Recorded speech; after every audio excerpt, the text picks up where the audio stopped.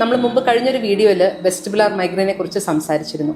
നമുക്ക് ഈ വീഡിയോയിൽ ഇത് ഉണ്ടാക്കുന്ന കാരണങ്ങൾ അല്ലെങ്കിൽ എന്തൊക്കെ ട്രിഗേഴ്സ് കൊണ്ട് ഈ വെസ്റ്റിബുലാർ മൈഗ്രെയിൻ വരുന്നു എന്നുള്ളത് നോക്കാം. നമ്മൾ സാധാരണഗതിയിൽ ഒരു മൈഗ്രെയിനെ കുറിച്ച് സംസാരിക്കുമ്പോൾ നമ്മുടെ മനസ്സിൽ ആദ്യം എത്തുന്നത് തലവേദനയാണ്.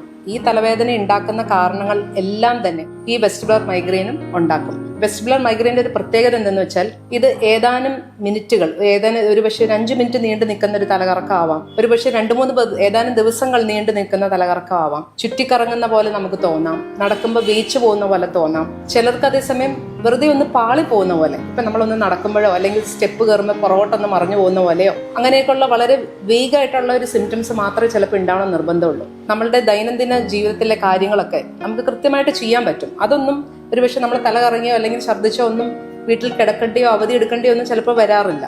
പക്ഷെ നമ്മുടെ റുട്ടീനെ ബാധിക്കുന്ന രീതിയിൽ ചിലപ്പോൾ നമുക്ക് ഈ പ്രശ്നങ്ങൾ ഉണ്ടാക്കാറുണ്ട്.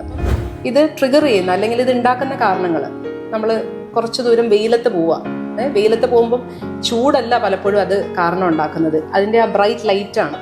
ഒരുപക്ഷെ ഇങ്ങനത്തെ സെറ്റിങ്സിലൊക്കെ ഇരിക്കുമ്പം ഈ നമ്മൾ പല ഷൂട്ടിങ്ങിലോ അല്ലെങ്കിൽ ഫോട്ടോസൊക്കെ എടുക്കുന്ന സമയത്ത് ബ്രൈറ്റ് ലൈറ്റ്സ്, അല്ലെങ്കിൽ ഒരു ഡിസ്കോയിലോ അല്ലെങ്കിൽ ഒരു DJ പാർട്ടിക്കൊക്കെ പോകുമ്പോൾ വരുന്ന ബ്രൈറ്റ് ലൈറ്റ്സ്, ഇപ്പം പ്രത്യേകിച്ച് മിന്നുന്ന ബൾബുകൾ അല്ലെങ്കിൽ മിന്നുന്ന ലൈറ്റുകൾ, ഇതൊക്കെ ട്രിഗേഴ്സായിട്ട് വരാം. ഇപ്പം നമുക്ക് തലവേദനയ്ക്ക് പകരം ഇതെല്ലാം തലകറക്കം ഉണ്ടാക്കാവുന്നതാണ്.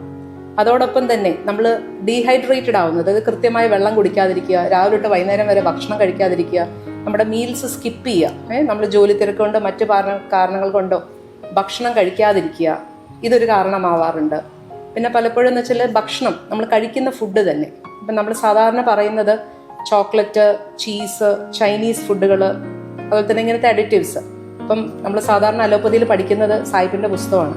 അതുകൊണ്ടാണ് ഈ വക കാര്യങ്ങളൊക്കെ പറയുന്നത്. നമ്മുടെ ഭക്ഷണത്തിലുള്ള സാധാരണ പയറ്, പരിപ്പ് വർഗ്ഗങ്ങൾ, നമ്മുടെ വയറ്റിൽ ഗ്യാസ് ഉണ്ടാക്കുന്ന എന്ത് കാര്യങ്ങളും നമുക്ക് തലവേദന അല്ലെങ്കിൽ തലകറക്കം ഉണ്ടാക്കാൻ സാധ്യതയുള്ളവയാണ്.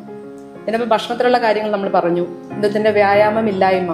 പിന്നെ സ്ത്രീകളെ സംബന്ധിച്ചിടത്തോളം നമുക്ക് ഹോർമോണൽ വ്യതിയാനങ്ങൾ, അതായത് ആർത്തവ സമയത്ത്, അതല്ലെങ്കിൽ മെനോപോസിൻ്റെ ടൈമിൽ, ആർത്തവ വിരാമത്തിൻ്റെ സമയത്ത്, ഇതെല്ലാം ഒരുപക്ഷെ ഈ പീരിയഡ്സിനോട് അനുബന്ധിച്ച് ഏതാനും ദിവസങ്ങൾക്ക് മുമ്പോ ആ സമയത്തോ ഒക്കെ തലകറക്കമോ തലവേദനയോ ഒക്കെ അനുഭവപ്പെടാം. നമുക്ക് ഇതേപോലെ ഒരു 100,000 കാരണങ്ങൾ അല്ലെങ്കിൽ 100,000 ട്രിഗേഴ്സ് നമുക്ക് ഈ മൈഗ്രെയിൻ അല്ലെങ്കിൽ വെസ്റ്റിബുലാർ മൈഗ്രെയിൻ ഒക്കെ ഉണ്ടാക്കാവുന്ന കാരണങ്ങളുണ്ട്. അപ്പോൾ അതിനെക്കുറിച്ച് കുറച്ച് കൂടുതലായിട്ട് നമുക്കൊരു അടുത്ത വീഡിയോയിൽ ഞാൻ വിശദമായി പറയുന്നതായിരിക്കും.